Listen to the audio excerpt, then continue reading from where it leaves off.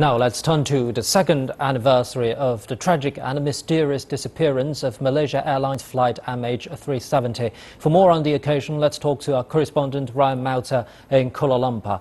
Hello Ryan, have you seen any activities in the Malaysian capital there?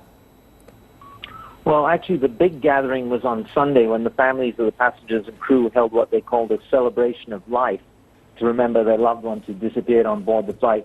Some senior opposition politicians did attend that event to show their support, but no government representatives were there. They may have feared the kind of reception they would get, given how much criticism there's been of the Malaysian government's handling of the plane's disappearance. And actually, the Malaysian government is yet to hold any official commemoration for the disappearance of flight MH370, perhaps for that same reason. Many of the passengers, the family members of the passengers and crew still believe the government is withholding information and criticize the government for mishandling the entire incident. What happened today was just a minute of silence held in Parliament, with members of Parliament then given the chance to make comments on the disappearance of the plane, their remembrances perhaps. Also today there'll be the release of the interim report.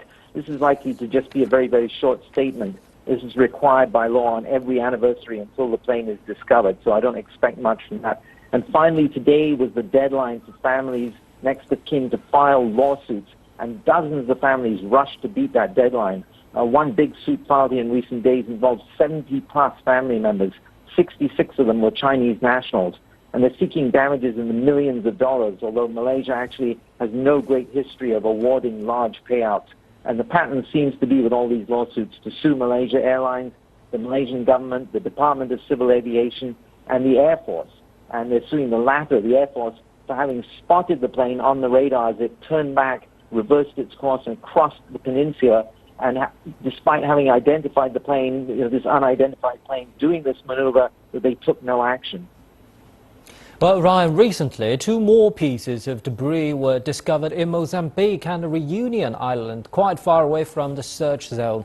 So can these findings offer new hope on the search operations?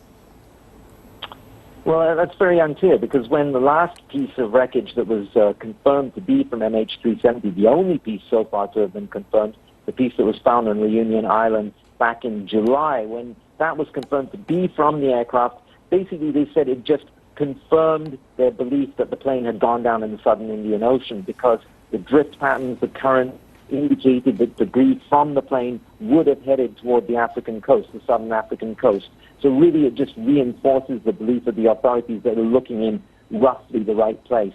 Now, whether this new debris would change that, it seems very, very unlikely. What we know so far is that this American amateur investigator found the one piece that appears to be from the tail of a 777. He found this off the coast of Mozambique. But I spoke with him briefly. He was at the memorial, the commemoration ceremony on Sunday. I spoke with him, and he urged authorities to be very cautious before declaring that it is from MH370, although experts are saying it almost certainly comes from a Boeing 777. The Malaysians and Australians are going to have to determine what happens with this debris. They're planning to send it back to Australia for investigation. It could take weeks, possibly, if we go by the flapper before it's determined whether it does come from the plane. And then meanwhile, in the past couple of days, a second piece of debris was found in Reunion Island, and we're not clear yet whether it will be the French that take control of that piece and investigate it, or whether they will hand it over to the Malaysians. Thank you very much. Our correspondent Ryan Mouter in Kuala Lumpur.